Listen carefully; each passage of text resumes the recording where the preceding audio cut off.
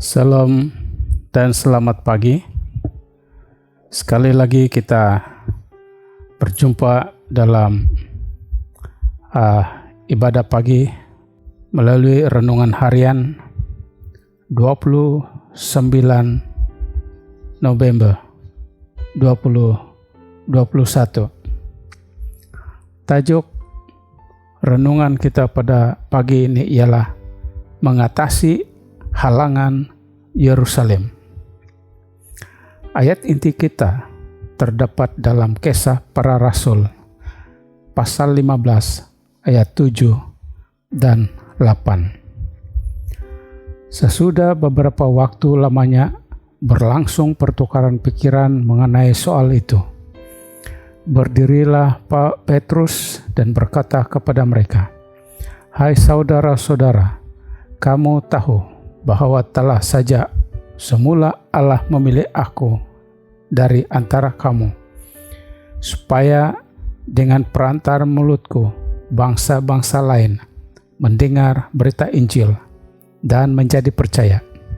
Dan Allah yang mengenal hati manusia telah menyatakan kehendaknya untuk menerima mereka, sebab Ia mengurniakan Roh Kudus juga kepada mereka sama seperti kepada kita." Majelis umum yang paling penting diadakan oleh Gereja Perjanjian Baru bertempat di Yerusalem pada 49 tahun Masehi. Ini berlaku karena perselisihan yang berikut di Antioquia.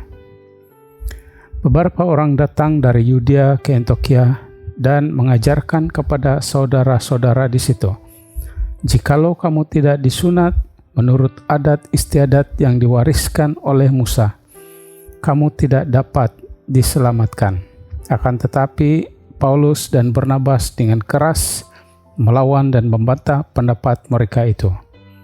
Akhirnya ditetapkan supaya Paulus dan Barnabas serta beberapa orang lain dari jemaat itu pergi kepada rasul-rasul dan penatua-penatua di Yerusalem untuk membicarakan soal itu. Di sini semua pemimpin Injil berkumpul untuk memutuskan persoalan yang sangat besar, sama ada seorang yang bukan berbangsa Yahudi harus disunat dan menjadi seorang Yahudi untuk diselamatkan. Gereja Yerusalem cenderung untuk menyokong pemeliharaan upacara bersunat bagi semua anggota. Tetapi orang-orang luar seperti Paulus dan Barnabas berhujah bahwa kedua-dua orang Yahudi dan orang bukan Yahudi diselamatkan hanya oleh iman sahaja. Pada titik kritikal perbincangan, Petrus bangun dan sekali lagi mengimbas kembali pengalamannya dengan Cornelius. Kesaksiannya bersama dengan hujah-hujah yang dikemukakan oleh Yakobus, pemimpin majelis, telah mempengaruhi majelis untuk menggunakan polisi pintu yang lebih terbuka terhadap orang-orang bukan Yahudi, dan gereja terus berkembang lebih daripada sebelumnya. Jelas di sini bahwa Tuhan melalui Roh mau mencipta lebih daripada gereja Yahudi sahaja. Tuhan menggunakan Roh Kudus-Nya untuk merobohkan halangan-halangan dalaman yang wujud dalam gereja dan halangan-halangan luaran yang wujud dalam orang-orang bukan Yahudi. Tuhan punya tujuan supaya semua orang akan disatukan bersama melalui iman kepada Yesus Kristus, karena oleh Dia kita kedua pihak dalam satu roh beroleh jalan masuk kepada Bapa. Efesus pasal 2 ayat 18. Demikianlah renungan harian kita pada pagi ini.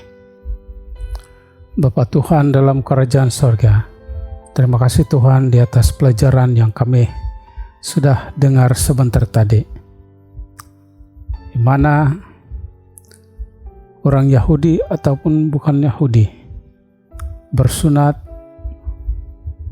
ataupun tidak bersunat secara fisikal bukanlah halangan untuk kami datang kepadamu, karena kami diselamatkan oleh iman. Ya Tuhan, tolong kami juga, bantu kami. Sekiranya ada halangan-halangan dalam kehidupan kami yang menghalang kami untuk terus berpaut kepada Tuhan. Ya Tuhan, berkati pekerjaan kami pada hari ini. Bersamalah dengan kami, menjauhkan segala kejahatan dan bahaya. Berikan kami kesehatan tubuh badan yang baik, dan berilah kami kecukupan di dalam kehidupan kami seharian. Tuhan, ampuni kami juga dari dosa dan kesalahan kami, agar kami sentiasa berada benar di hadapan Tuhan oleh sebab kasih karunia Tuhan. Terima kasih Tuhan mendengar menjawab doa ini. Semua ini kami mohon dan serahkan dalam nama Tuhan Yesus Kristus, penebus dan juru selamat kami. Amin.